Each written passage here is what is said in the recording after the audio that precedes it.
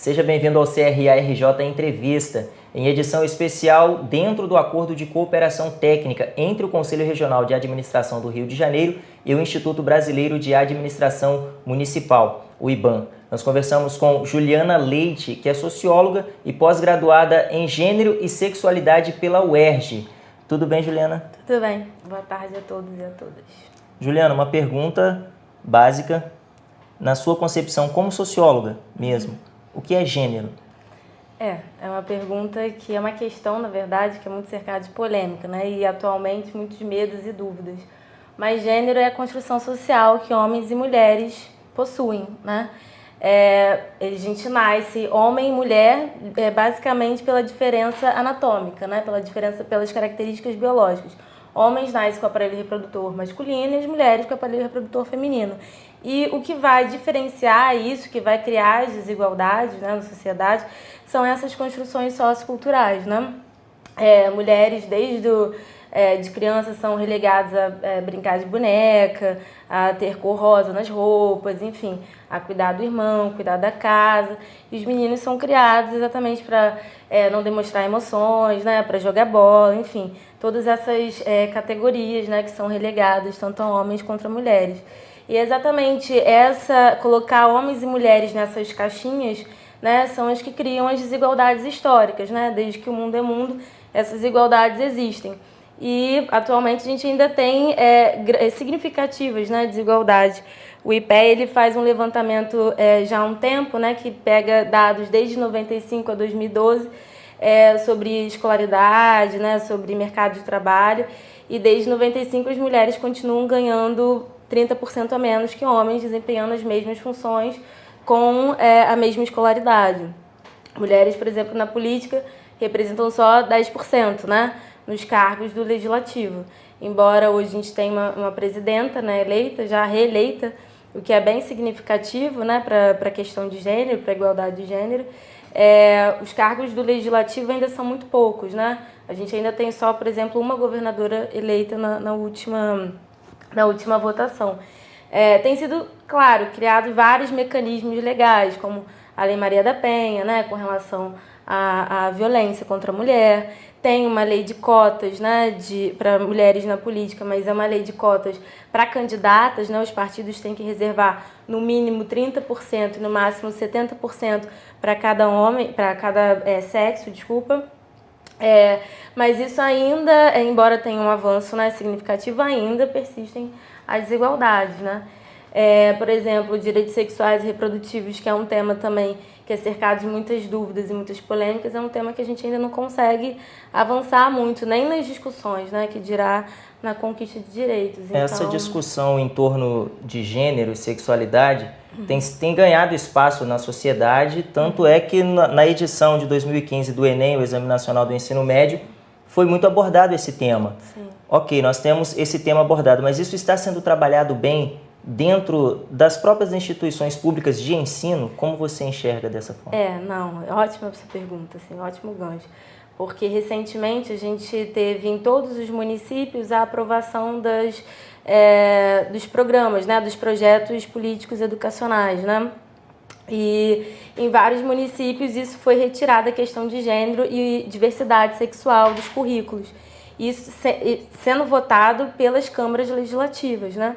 Então você vê que é um completo desconhecimento, tanto dessa questão de gênero como das desigualdades que elas produzem. Então você não trabalhar isso nas escolas, né, não trabalhar isso na educação básica, deixar de mencionar isso tem um agravo importante, né, para as próximas gerações, de perpetuação dessas desigualdades. Não trabalhar isso traz problemas, mas quais as vantagens de se trabalhar esse tema dentro dos municípios? Isso é uma importante questão, porque quem já viu o programa que a Luíse fala sobre acessibilidade, ela fala um pouco sobre direitos humanos, né?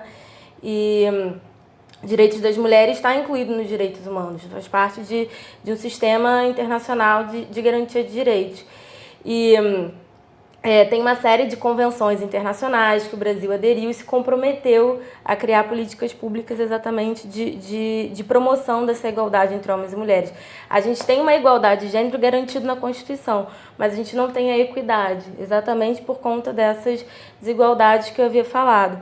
Então, é importante para os municípios como papel do Estado. Se o Estado brasileiro ele se responsabilizou por essa equidade de gênero na sua Constituição, os estados e municípios, né, pelo federalismo, ele também deve encampar essa questão.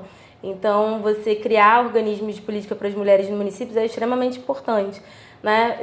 As mulheres têm uma questão de trabalho produtivo e reprodutivo, que é a grande questão para o mercado de trabalho. As mulheres trabalham fora, mas não tem com quem deixar os filhos, ainda chegam em casa, tem que trabalhar em casa, fazer tarefas domésticas, e isso é que muitas vezes ocorre esse ganho em 30% a menos das mulheres, né?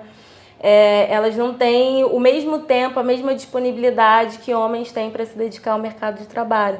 Então, os municípios não só criarem organismos, criarem creches, enfim, criarem todas as outras políticas que são transversais, né?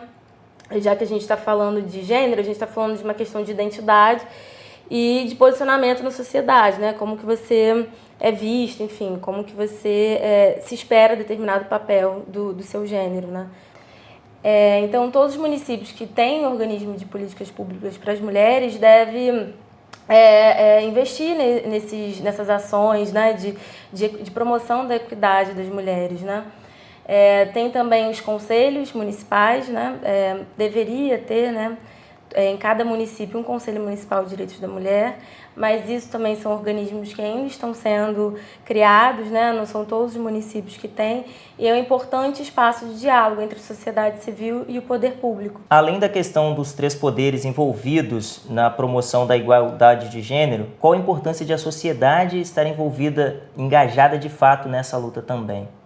Essa é uma pergunta que muita gente confunde, né? Acha que o feminismo é o oposto do machismo, ou tem às vezes discursos que falam: eu não sou feminista, eu sou feminina, porque tem exatamente um estereótipo, né, do movimento feminista de ser um movimento muito raivoso, quando não é.